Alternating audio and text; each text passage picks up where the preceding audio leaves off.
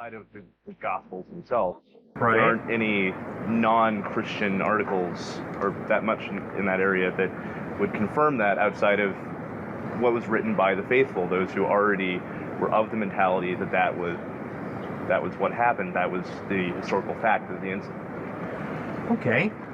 But the most famous person of Jesus' day was Tiberius Caesar. Within a period of 150 years, 10 people wrote about Tiberius Caesar. Within a period of 150 years of Christ, 42 people wrote about Jesus Christ.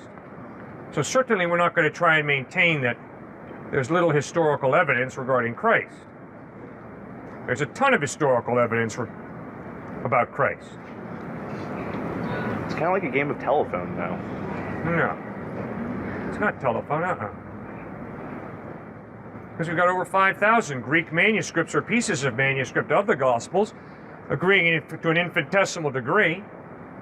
It's not telephone, man. This is historically reliable information passed down over 2,000 years.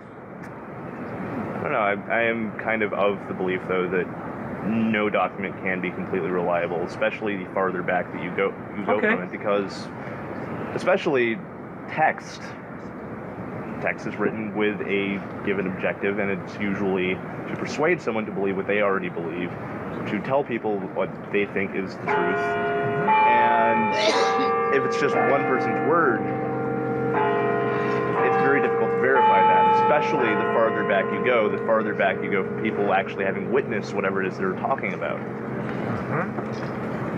I'm also not denying the possibility that what you're saying is all completely true, but I'm dubious of it because I can't. All right, well, just be consistent. Aristotle, Plato, Caesar, Tacitus, Thucydides, Herodotus. At the most, 20 extant manuscripts we possess of any one of their works. Time gap between when they wrote and the earliest manuscript, 700 to 1400 years. Jesus Christ, Gospels, written within 20 to 60 years of him, not 700 to 1400. First manuscript, John Rylands University Library, Manchester, England, fragment of the Gospel of John, chapter 18, dated 117 to 138 AD. That is 30 to 60 years after the writing. Very short gap, very close to the actual events recorded. You got to take it seriously.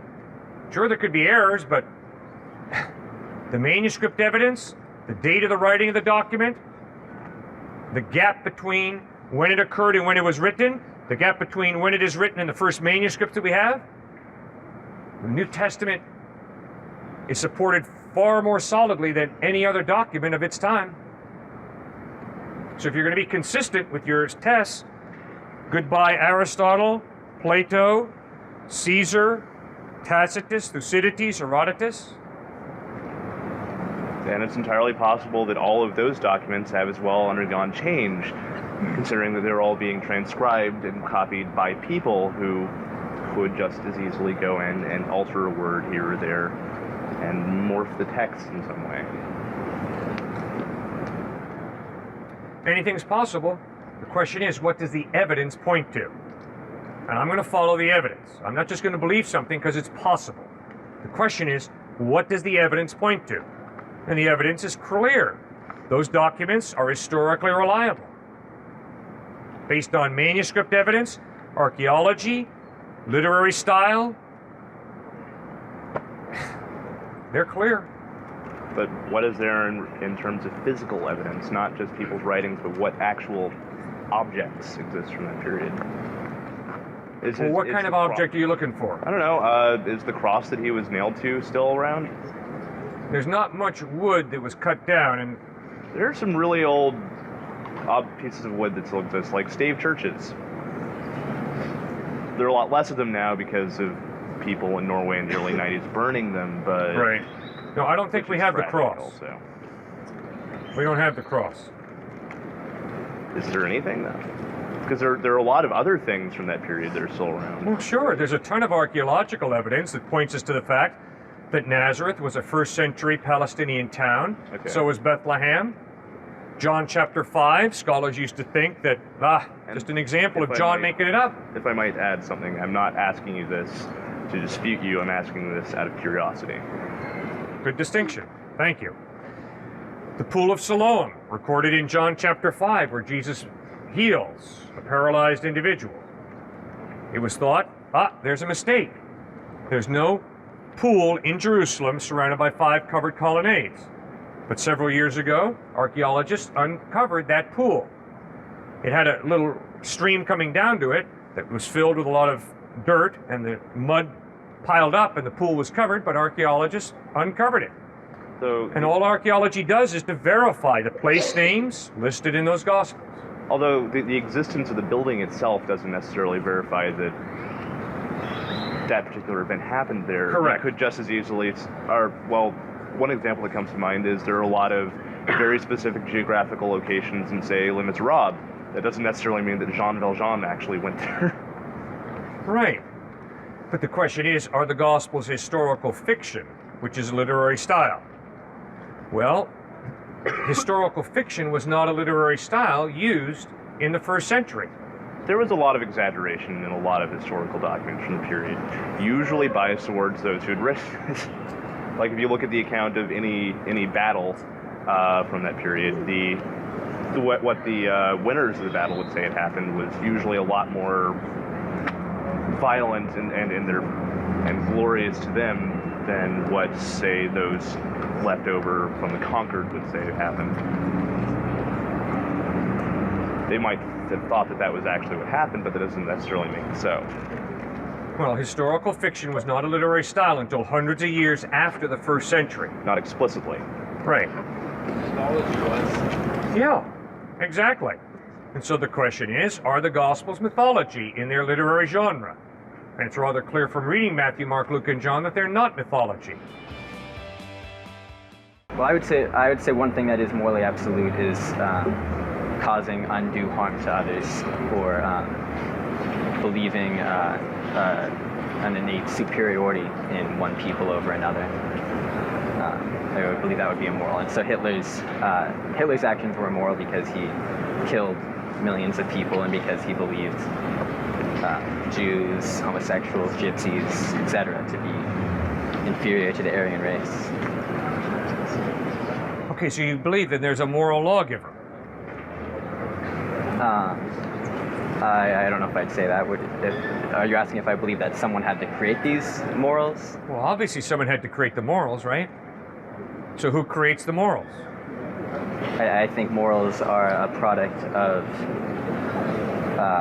one, our environment, and two, our an innate sense that we have. And I don't necessarily think that was given to us by a creator. Okay, well then, the innate sense that you have, does that tie you into an objective moral, or does it not? It does.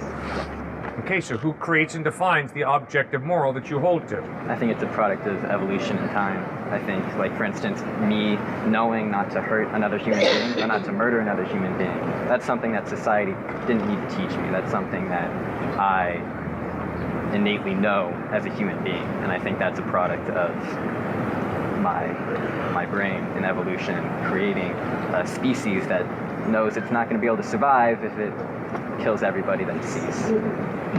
Okay, but if somebody else's brain, who has evolved to a different level than you, disagrees with what your brain tells you is moral, who is right, who is wrong? Well, I would say that they are immoral, but that would actually be pointing out why morality is kind of an abstract thing. Because sociopaths, for instance, don't have any sense of morality. And so in that sense, I guess morality would be a subjective, or I get the two confused actually, but not necessarily solid. Your relative. Yeah. So I'm convinced that if there is no God, morality has to be relative. Because you can't have morality without a mind. And so if there is no God, there is no mind prior to the human mind. Which means it's obviously the human mind that creates morality, if there is no God. All right. which means morality is totally relative, depending upon which human mind you're talking to. Sure. So that's why I don't understand why you're standing here saying what Hitler did was absolutely wrong. Well, I think that, sure, I'm saying what Hitler's doing was wrong. I'm saying that from a relative moral standpoint. Yeah. And maybe I can't say that from an absolute moral standpoint. Right. If I can't, it's because an absolute moral standpoint doesn't exist. But Exactly. from a relative moral standpoint that I can define in saying that harming other people, etc., what I was saying earlier, I can say it's wrong. Sure. And in that, I don't see under what relative code you could say homosexuality is wrong. Well, sir, if morality is relative, nothing is absolutely right, nothing is absolutely wrong. It's all relative. Sure. If that's your worldview, try and live it out. I don't think you're going to be able to. I think instead you're going to do exactly what you just did, which is say what Hitler did was absolutely wrong. Why? Because I'm convinced you do have a conscience. And I'm convinced that your conscience ties you into objective morals. Well, ask yourself, how can objective morals be real? Only if there is some type of moral lawgiver, some type of God to create and define those objective morals.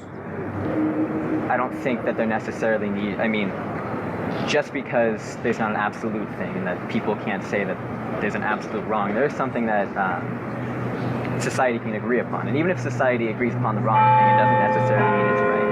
But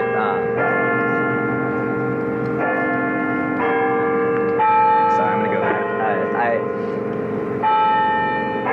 Why do you say that it has to be a God? Okay, I am convinced there has to be a God of some type because my experience of life is that if someone comes up to you and demeans you, or shoots you, or knifes you, I'm going to look them in the face and say, my conscience informs me that what you did to him is absolutely wrong. That was evil. When I look at Dachau and Auschwitz, I am convinced that is absolutely evil. Then I have to ask myself, how can there be a moral absolute? Only one way, if there is some type of God to create and define that moral absolute. So that is one of the pieces of evidence that points me to the existence of some type of God. Obviously, at this point in the discussion, Jesus Christ is irrelevant. We're not talking Jesus, we're talking God, right. Theism. Yeah, of course.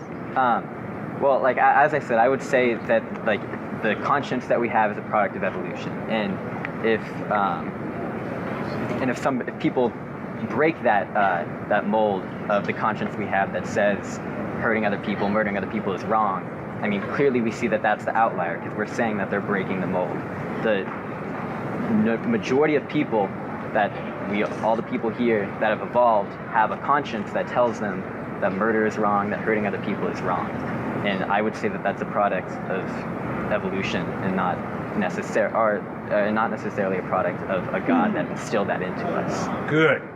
Then in 1924, when Hitler writes Mein Kampf, when Hitler writes, it is imperative that we not slow down the process of evolution by intermingling with inferior races.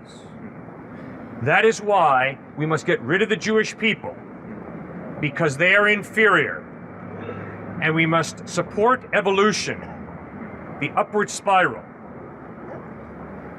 That's his take on social Darwinism.